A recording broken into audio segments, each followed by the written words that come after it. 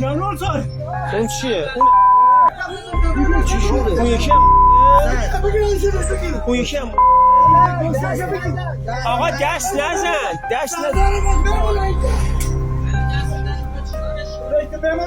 مرده بابا چی بیمارستان؟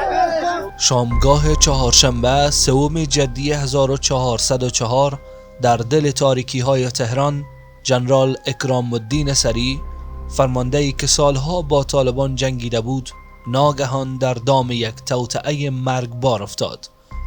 همراه با محمد امین الماس در منطقه شهرک ولیعصر یا نزدیک میدان امام حسین، سایه های ناشناس با سلاح‌های پنهان کمین کرده بودند.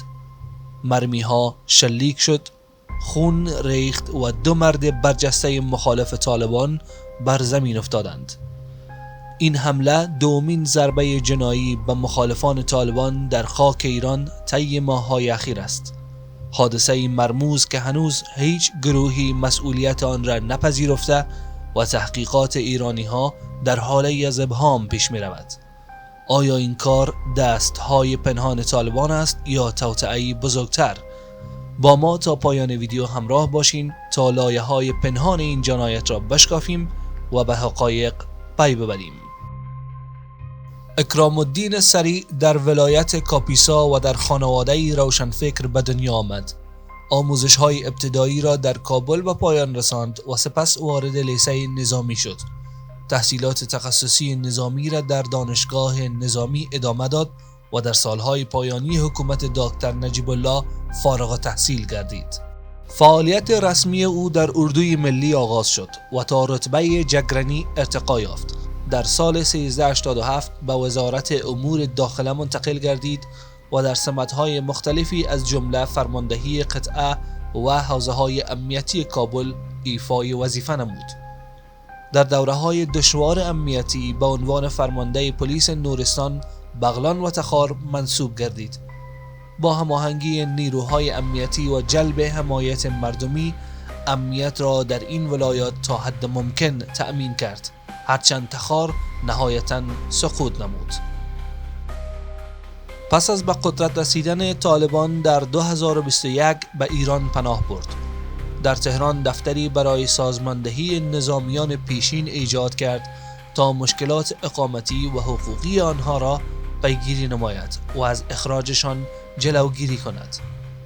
در دوران تنش‌های ایران حمایت خود از جمهوری اسلامی را اعلام کرد و بر مشترکات فرهنگی و زبانی تأکید داشت. او به عنوان مدافع حقوق نظامیان پیشین و مخالف سرسخت طالبان شناخته می شد. حالا به لحظه‌ای می رسیم که همه چیز تغییر کرد. نحوه ترور که مانند صحنه‌ای از یک فیلم جنایی پرتنش پیش می رفت.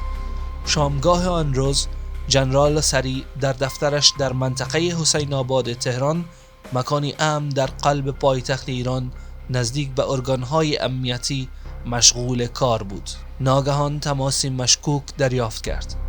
فردی ناشناس از بیرون زنگ زد و ادعا کرد مشکلی دارد و نیاز به کمک فوری جنرال دارد. این تماس که شاهدان بعداً آن را توصیفی از یک تله کلاسیک خواندند، جنرال را وادار به خروج از دفتر کرد. همراه با همکارانش از جمله محمد امین الماس و دیگران قدم به خیابان گذاشتند. هوا تاریک بود. خیابان‌های اطراف پر از سایه‌های پنهان. ناگهان از گوشه‌ای نامعلوم تیراندازان ظاهر شدند، مسلح به تفنگچه‌های مرگبار. با دقت و سرعتی حرفه‌ای مرمی‌ها را رها کردند. بدنها بر زمین افتادند. الماس و جنرال در دم جان باختند. اما اطرافیان جنرال سری او را سریعاً به بیمارستان منتقل کردند، اما پزشکان نتوانستند او را نجات دهند. صحنه جرم پر از پوکه های مرمی بود، اما عاملان مانند شبح ناپدید گردیدند. این حمله نه تنها یک ترور ساده، بلکه نمادی از یک شبکه پنهان بود که مرزها را در نوردیده و مخالفان را حتی در خاک امن ایران شکار می‌کردند.